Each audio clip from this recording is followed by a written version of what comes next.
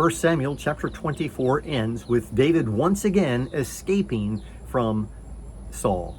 And then chapter 25 opens with a very quick, not much detail report that the great prophet Samuel has died. After that, an interesting event took place that had a long-lasting impact on the life of David.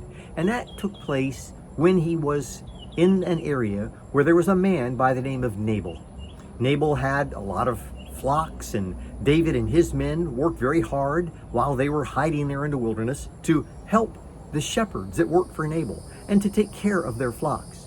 And so David, when it came time for them to have their big feast, David sent word to Nabal and said, listen, we've worked hard. We've tried to help out your shepherds and support your people and protect them. Would you please give some food and provisions to me and my men?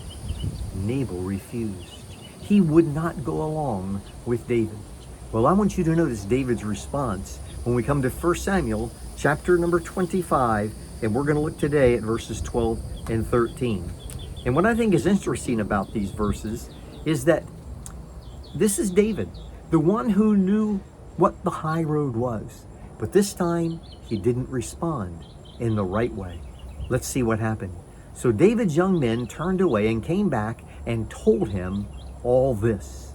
And David said to his men, every man strap on his sword. And every man of them strapped on his sword. David also strapped on his sword. And about 400 men went up after David, while 200 remained with the baggage. David is preparing to take vengeance. He is preparing to attack. Nabal, very unjustly, refuses to share with David. And so David says, I'll take it into my own hands. Here is my caution for all of us today.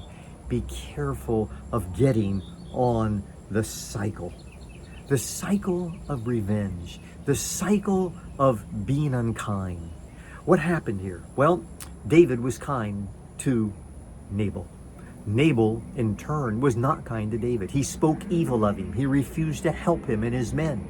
So David responded not in the way that he had in the past by being forgiving and leaving it in God's hands. He responded by saying, we aren't going to stand for this. We're going to get even. And I just want to remind you that there is a cycle of evil. And if we're not very careful, we'll get drawn into it.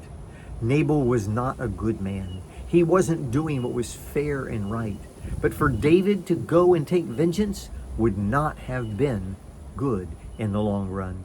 Well, we're going to find out in our next devotional what happened. But for today, let me just remind you of this important principle.